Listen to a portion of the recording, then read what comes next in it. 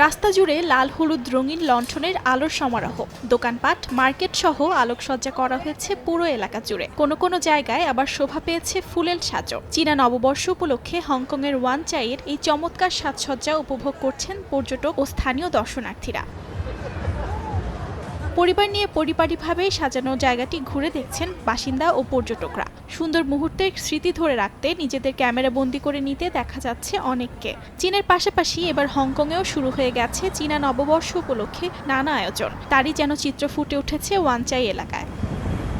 বিশ্বজুড়ে নানা উৎসব ও আয়োজনের মধ্য দিয়ে জাঁকজমকের সাথে পালিত হয় চীনা নববর্ষ, যা লুনার নিউ ইয়ার বা স্প্রিং ফেস্টিভ্যাল নামেও পরিচিত। এই উৎসবটিতে চীনারা তাদের পূর্বপুরুষদের সম্মান জানায়, সেই সঙ্গে সুখ ও সাফল্যের প্রার্থনা করে। রাশিফলের ক্যালেন্ডার অনুযায়ী এবার নতুন বছরটি সাপের বছর হিসেবে পালন করতে যাচ্ছে চীনারা। এবছর চীনা নববর্ষ উদযাপিত হবে আগামী 29 জানুয়ারি।